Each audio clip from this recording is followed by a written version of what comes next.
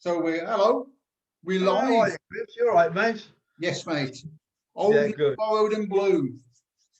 Yeah, actually, I didn't realise, looking at I didn't realise, I'll come to that in a minute. I didn't realise that was 1974 that was released. It's mad, isn't it? I thought it was a few years later than that, but it shows, doesn't it?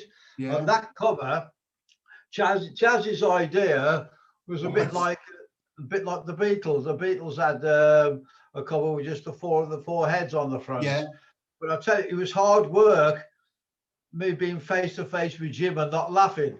It took quite a while to get that shot done. It was live, wasn't it? It's not photoshopped or anything, is it? No, we were facing each other. As you see, that's what I'm saying. It took quite a while because we couldn't stop laughing. Gareth Mankiewicz did the shot, and Gareth's great at sort of getting shots when you're not thinking. Yeah. A lot of Gareth shots are things that he's taken when we haven't been, like the Play It Loud cover, things like that. Yeah. He's taken, so I've got it, and we say, what? He said, I've got it.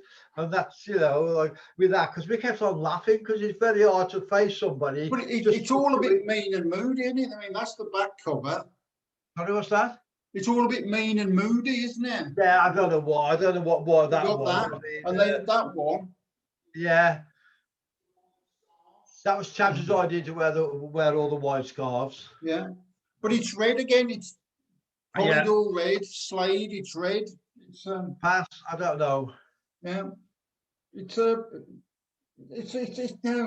strange one. Why you sort of there's no contrast at all, is it, all the way through?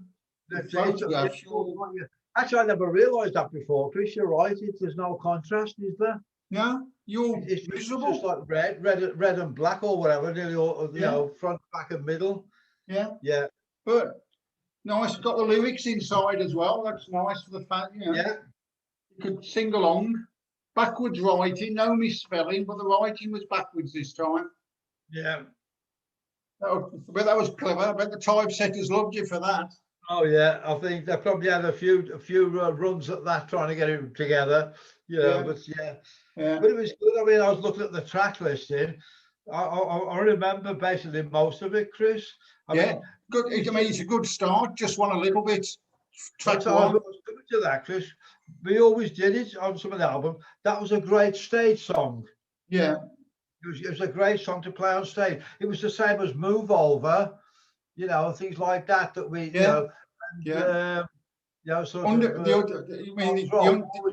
great stage songs, we thought we'll try and put them, on that. And what I was about to say was, I'm just a little bit, I don't know whether you've ever heard it recently or well. Do you remember I mentioned about, I made Nod giggle, made him laugh. It's in the middle of that when it's a quiet bit. And I'm just playing on the hi-hat, and Nod's in the vocal booth, about 10 yards away over there, and it's all quiet, and he's doing all the quiet thing like that. And I look up and I pull a face to him. He looks at me and I pull a face to him, and he has a little giggle. And you have to have a listen, and it's actually Chaz kept it on. Brilliant. I pulled a face to him. Is it the Undertaker's version you did? Because they did it first, didn't they? That's the version we learned. Yeah. Originally, that was a version for the singer with the Undertaker's. There was a guy named Jackie Lomax. Yes. Fantastic singer. Yeah. And that's the version we learned. We probably, as we played it so many times, we probably altered a few things, But originally, that's where we learned it from. Was the Undertaker. Fantastic. Yeah. Then when the lights are out with Jim singing. Yeah, I don't know whether that was intentional or whether it was because it was a key that was too low for not to sing, because that's what used to happen sometimes. And that's what happened with Radio Wall of Sound. Yeah, the verse was too low for not to sing, and he came in with the other part, as you know. Yeah. It's a think of. Unless Jim wanted to sing it, I don't really know, but I can't remember now, Chris. But it's a nice little song. Sorry, it's a nice little song. It's sort of it's a lot of this album was like pretty poppy in a way, sort of some other stuff. Very Beatles, very Beatlesy, isn't it? Yeah, But a lot the next track, My Tale, that's one of my favourites. That is, Yeah, I really enjoyed when we recorded that. It was yeah, a great filter there. yeah. It came out as the B-side of My Friend Stan, so Did people it? had already known that one. So that's one of Okay. the old ones, isn't it? Yeah, yeah. And so sorry, let's just jump in the gun. You saying that we've got My Friend and Every Day, My Friend Stan and Every Day. That's the first time I've ever noticed that we had singles on an album. Yeah, Chaz would and never do that. and B-sides. Yeah, but Chaz would never do that. And so I find that really strange because he took the leaf again out of the Beatles book. They never had a single on an album, Yeah, except it was but like like Hard Day's Night or Help, you know. yeah. But But it lives up to the title of the old, new, borrowed and blue. So yeah, there's old yeah. stuff on there, some new New stuff. stuff, a lot of old stuff. Yeah, Yeah, just one yeah, of the I little thought it was bits. a great title. That was Chaz's. Well, I think it was Chaz's idea. It wasn't ours. It was. I thought it was a great title. Yeah, It really yeah, depicted the album, really. yeah. So I'm just Then putting it there's to. the next one is the mighty Find Yourself a Rainbow, Yeah, Tommy Burton. Tommy Well, I'll tell you, Burton. that's an interesting story that was, Chris. 'Cause I mean, we hadn't got Tom in mind when we recorded it. Now, first we wanted the idea of the honky tonk piano, but we Yeah, never thought of Tom at the time, and so we got Zoot Money in. yeah, Because I mean, that style of piano is a special style. You know, it ain't everybody's cup of tea without piano. And Zoot Money couldn't get it together. And then we had Alan Price come in. He couldn't get it together because it's a special style. And then we thought, send for Tom. And he'd get it. And he caught the train. We called him up. He caught the train down that afternoon. yeah. Just after lunch, I think. And I picked him up at a station. I drove and picked him up, drove to Olympic, in Barnes. And he had one listen to it, and he goes, bloody hell, that's busted. Yeah, typical what he went, Okay. he more or less nailed it in one. Yeah. I mean, it's great. It's a style. It's a special style, that is, Well, I mean, you go and see him at the trumpet or whatever. It's like Reg Curl, innit? You go and see Reg Curl and people like that. The same thing. It's a style. Yeah. It's a special style. Because I remember Alan O'Duffy, who was engineer at Olympic, who did all of our stuff then. He was freaked out by Tom, the way he played. Like I said, he more or less nailed it in one. Yeah. It couldn't have been more than 3 takes. I wouldn't have thought. You're saying about Alan Price and Zoot Money. Would they have been taped? Would you have taped those things? What do you mean?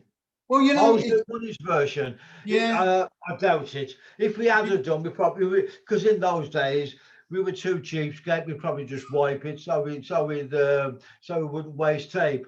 We'd have probably wiped it. And I'll tell you what's great is that, like, you put it at the Jam with me, Jim and Tommy Burton. Oh yeah. Jim. I think Jim's the only one that's got a copy of that. Right. Because how that came about, Chris, is like Alan O'Duffy, engineer, just wanted to get the piano sound. So Tom just started playing and Jim joined it, and so did I. I think I was only playing with brushes on the hi-hat or something. It's just something that simple, but it was fantastic. Yeah. I mean, it was really Tom's cup of tea. Can you remember what it was? Was it just anything in particular? It was nothing special, Chris. It wasn't anything. We were just jamming, or Tommy was just jamming. Yeah. So Alan could get the piano sound in the control room, and I think you'll find that Jim's got the copy of that. I'd like to hear that again, actually. Well, when you put it down here, do you remember the Jam? How did you know about that, Chris? I'm saying nothing. Okay, now I just wondered, because I mean that's all it was. It was Alan just getting the piano sound for I tell you what, it was brilliant what we were doing. It was very simple, but it was just brilliant. I think, like I said, Jim's got a copy. Jim had a copy. Yeah, people tell me stuff, Don. Okay. Yeah. The extra verses on this as well. Find yourself a rainbow. There's extra lyrics on the sleeve. Yeah, there's two extra verses, and they're printed down. It was the full song ever recorded. Yeah. far as I know, what you hear is what Is was what it recorded. was. Yeah, that's, Yeah, from no, what I know, that was it. there's at least, yeah, there's another verse, an additional verse. It's written down on the cover. If you get hold of Oh, okay. if Oh, you get hold of it, I've never noticed that. So let's have a look. But as far as I know, what we used was what we recorded. oh right, I okay, if anything was cut out or added or whatever. But yeah, fair enough. Miles out to sea. yeah. No, that was a great story about that. We used to play when we used to, every tour of America. We always used to play San Francisco. Yeah, It was Winterland, San Francisco, with Bill Graham, who was like the promoter in the States at the time. And we always used to do 2 nights there, So, I yeah, remember Chaz was big in the States with the Animals and Hendrix. And there's this old hippie guy came to the show this one night, right? And he yeah, was a friend of Chaz's from the Animals days. And because we did 2 nights there, and so the first night he invited us back to his place for a party or a get together. Now his place, Chris, was an old church. It yeah, was an old reconverted, and the actual church, everything was the party room, if you like. And I always remember we were there because we hadn't got to get up in the morning to travel because we were playing in San Francisco again that night as well. So I remember we just signed with we just signed with Warner Brothers, and a couple of the big Warner Brothers sort of hierarchy was there. They were at the party as well, and Chaz was talking to them. Now he was talking to them, right? And while we'd had a few drinks, and they got like the pulpit, because it was like a chapel, got a pulpit, and I could see this rope went up to the ceiling and was tied on one of the banisters, like on this balcony. And I said to this girl, I said, "Are you up for a laugh?" I said, "Well," I said, "come with me up there." So we got up, and I pulled the rope to make sure it was, secure and that kind of thing. I said, "Get on my shoulders." Right. And I probably wouldn't have done it now. We probably had quite a few to drink. And yeah. I swung down where all the party was going. And Chas told me after, he said, just as I swung down, that he had to move out the way with the Warner Brothers reps, just as they were asking about what each of our personalities was. And he said, he came to me, he said, "Oh, Dom's really quiet. He never really get much out of Dom." Just as I was swinging by with this girl on his shoulders. And they said, "Who's that?" He said, "Oh, that's Dom." He said, "He's the quiet one." but it was a funny. San Francisco was always great for us. This is the one with the songs from Cabaret thing with the soundtrack bit, isn't it? We were talking about it between ourselves with a welcome stranger bit. Hello, stranger. Hello, stranger. It is hello. It is that. It was something like that. Something like that. Yeah. From the soundtrack. That's one that's bugged a lot of people for years. Yeah. I mean, I can only think I couldn't quite work out what, but that's the only thing I could think of, because the part in the thing, and that's when Joel Grey is hello, Slade.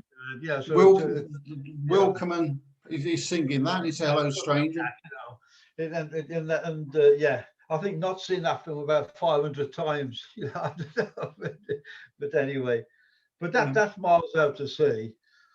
And then we're really going to. It's a proper rock song. It's a Slade song, that is. Yeah, it's a real rocker, in it, that one. Yeah.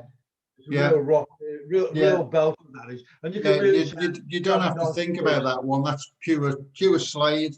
Yeah. And then there was like, do we still do it? See, some of these are quite easy going, weren't they? Like, do we still do it? Do we still do it? There was talking about it being a single. I didn't know about that. Yeah. Let me see. Yeah, I can't remember what it was. I think it was in the press or something. There was just a sort of a bit of a talking about it. But whether or not it would have been a good single or not. I mean, it's a good song. It's a good sort of acoustic. It wasn't really a Slade thing though for a single one. I never heard that. But I mean, I don't know. You didn't know everything. I mean, and it's the same with that. How can it be? There's not, you know, the same again, you know. So Yeah, they're quite easy things, really. yeah, yeah. They are. I mean, how can it be just a simple acoustic? Yeah, yeah. uh, It's just, yeah. But All sit round with a I tambourine remember job, isn't it? I think I overdub like a shuffle thing on the snare drum. Yeah, You yeah. know, just to try and change it up a bit.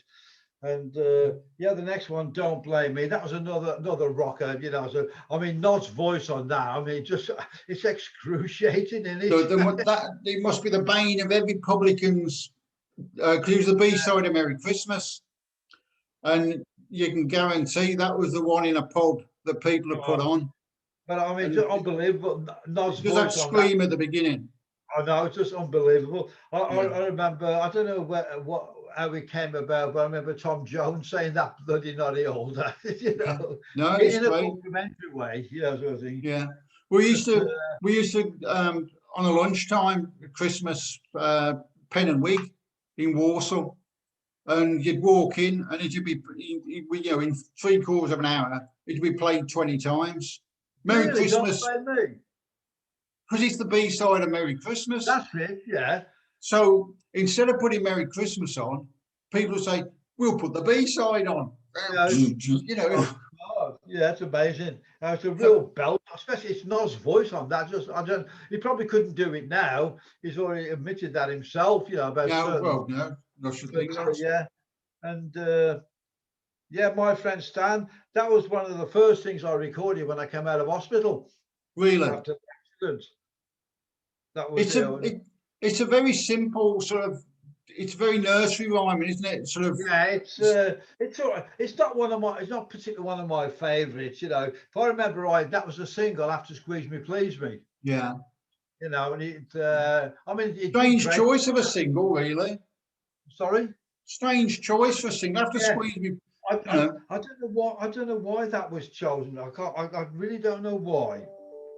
Maybe we haven't got anything else really ready that could compare. You know, Yeah. but yeah, Yeah. there you go. And every day, you know. No I Dave with this one. still think, you know, I didn't really know that song all that well, and I hear it now, and I still think when I hear it now, I could have played a lot better on it. In what You way? know, well, it's a bit sort of stiff as far as for me, for my Yeah. playing, from my performance. I think it. If I'd have known the song maybe longer, Yeah. I could have let loose a bit more. Yeah. Well, But then again, but that was a, there was no Dave wasn't on that one, was he? there was a lot that Dave wasn't on. There was a lot because I mean, half the time he never used to come down until halfway through the week, and he'd always leave early to get a train. I told you that time when he left halfway through a take, didn't I? Yeah. Yeah. But that's what it was. But the accepted wisdom was with this one that he was on honeymoon when it was done. Oh, So he couldn't. Now we couldn't because he was on honeymoon yeah. when I had my accident. Oh right. Because I was going to go with him to the States. Yeah. Right. And he still went, and that's when him and Jan got married. That was in '73. You know, so yeah, this is. But yeah, I mean, there's a lot that Dave never played on. You know, I think there's one album I don't think he ever played anything on it, but I'll find out. But it wasn't anything. He was just like Jim had already done it. Jim had written the song, and Jim had done it, and well, whatever. Okay. Good Time Gals. That one was like trying to do like a Stones type thing. Yes, it was. Did you enjoy that one, doing the drumming on that one? Sorry, I did, but the same again. I think, you know, a lot of the time when we just heard the song in the studio, when not you play it in the studio, we just get down and do it. And I always think if I'd have heard this song a couple of weeks before, I'd have had it more embedded in my head, you know, sort of thing. It was the B side of Every Day. Oh, was it? Yeah. Yeah. But in Australia, it was the A side. Oh yes. Did you tell me that before, Chris? Or Probably. You probably can't see that, but that's the Australian single. I didn't realise that. I didn't know Yeah. that, Chris. Yeah, because whether or not but I think they flipped it over and played every day. They did that a lot of places in America. They did that a lot as well, Yeah. Chris. Yeah, You know, because I mean, like, you had they released the album. I mean, Good Time Girls, yeah, yeah, I like Good Time Girls. I think it's as you say, it's a very Rolling Stones sort of thing, isn't it? yeah, that's what it's meant to be. I think that like a Stones type thing, Chris. But Yeah. like you said, well, like I mean, I remember we just signed with Warner Brothers, and that was the first album with them, Chris. Yeah. But for some reason, they didn't like the title. No. Stomp your hands and clap your feet, isn't it? I like when they said, "Oh, we got this on the stamp." I thought, well, that's 10 times worse. You know that particular. You That's know, it. Stomp your hands, clap your feet. There's no gatefold, just a single. Oh no, That's it. okay, that's unusual for America. They nearly always did that kind of thing. Yeah, no, and as you say, it was on Warner Brothers.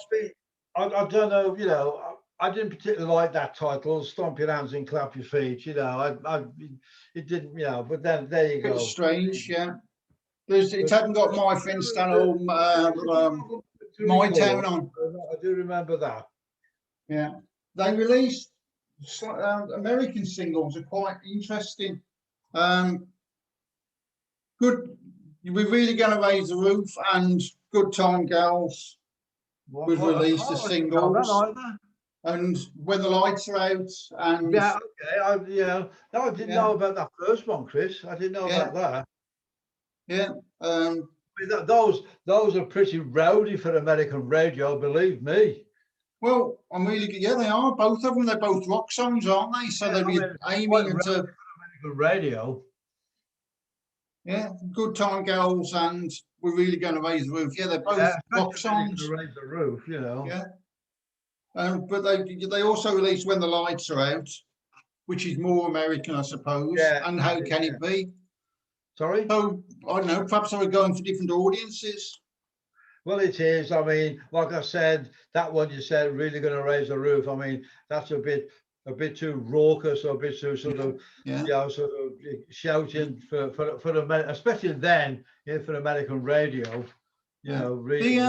They released in Europe as well. I haven't got the picture sleeve version, but they released something, a club edition, which that's got 6 tracks on, 3 on each side. What, from this album? Yeah. Do We Still Do It? My Friend Stan, Good Time Girls. When the Lights Are Out, Find Yourself a Rainbow, and Miles Out to Sea. It came in a picture sleeve. I never know anything about that, Chris. But what a bargain! I never knew about that. Yeah, one for the collectors. That's it. It is. That must be a bit of a collector's. And of course, they promoted it. In England, they did a flexi disc as well. Remember, I haven't got the magazine. 19 magazine. Oh, those magazines. Yeah, it was a teenage girls magazine. I don't know how I got that. Yeah. My sister's 5 years younger than me, so she wouldn't have been. I must have snaffled that off somebody. But okay, I can't remember the name. But those magazines, there's so many like those teeny magazines every week in England, and there's always something going on. Yeah, that was like, 19. Like that. But they released it again. Sorry? You know, in the box thing that came out a couple of years ago. I sent my copy to them, and they released it like that. All right, I've never seen that before. I remember the magazine. Yeah, but, well, you know the box set that was released. What was it? Rock the World. The red box. Big one. Yeah, it's in there. And it was in there, was it? Yeah, because there's a few of us helped out with that box set. Right, with info, right. Well, we didn't get any. We got no credit, a few of us, but anyway. But now that with all these foreign stuff, I was sort of tempted of doing Can you imagine an international version of The Noise? You know, the book. Well, I mean, that'd be interesting, especially because I think Australia did quite a few different versions. Well, different tracks, and different things, you know. It'd be a big book, so we'd have to think about it. But it's amazing. Still in Australia, even when I went with Susie and Andy a couple of years ago, they Yeah, still talk about Slade Alive. Unbelievable, you know. And that was like from the first tour in '73 when he went gold 6 times, yeah. you know. And 50 years this year, mate. it was just still the album. Sorry? It's the 50th anniversary this year. Slade Yeah, Alive, incredible. I still 1971. remember vividly recording that, you know. I think, you know, we did 3 nights at Command Studios in Piccadilly, and the actual album, because what we're going to do, we're going to do 3 nights and just pick the best bits out of each night. But it is actually the second night. Slade Alive is the second night. The whole album is the second night. Mad. It's mad that it's 50 years. It's golden anniversary. It's, you know, it's just bonkers. It's mad. Right. I think that they do something special there. Well, I hope something happens. If you'll get a plaque. It'd be interesting to see. Get a plaque at Bilston Town Hall. That'd be a good thing. Yeah. I mean, I've got a gold. It was our first gold record, I think, from Australia in '73. Yeah. Was a triple gold for Slade Alive, you know. And apparently, I mean, remember, gold in Australia is only about 30,000 or whatever it was, you know. Right, so triple that gold. was Australia. Apparently, it went triple gold again, you know. But like I said, when I went with Angie and Susie, that's all they talked about. Susie got really pissed off about it. What you need is somebody who's in power at the recording place, you know, the record company, to bring out a gold vinyl version. That'd be good. That'd be great, wouldn't it? Yeah. The trouble is, you could put it to Colin Newman, but it would probably come out as his idea. Yeah. Well, so, we've got it recorded. Yeah. It's on recorded now. It's just gone 7:30 in the UK, so it's just 8:30 in Denmark. It's our idea. Yeah. Copyright us. Yeah. Right. We've got to move on. We've done that. Excellent, mate. Excellent. We've got to do the grand draw. Oh, yeah. Yeah. That's it. You're going to do it? Okay. There's 50 odd people. I'll mix them all up. Nice one. There's 50 odd people in here. See who comes out there, Chris. I'll mix it up. And whoever this comes out is the lucky person. Right, yeah. So, here we go then. I'll do it out. And the winner is, get rid of that one. What's that one? Oh, hello. It's Claire Hanford. Claire, sorry? Claire Hanford. Oh, you know as Claire Gibbons. That rings a bell. You know Claire. Yeah, I thought that's weird, isn't it? Yeah, but there's lots of people. I mean, I've got a load of what's it here. There's lots of different names. You know, I think we need close to 50 people, which is brilliant. That's great, Chris. So I'll get in touch with Claire. Right. She'll do that indoors. Yeah. And we'll sort something out, and we'll have no problems. Yeah, I thought you might have had the posters and the passage by now, Chris. No, mate. I'm gonna switch off the record bit, and I'll talk to you afterwards. Okay. So thank you, Don. That's brilliant. Well done, Claire. Well done, Claire.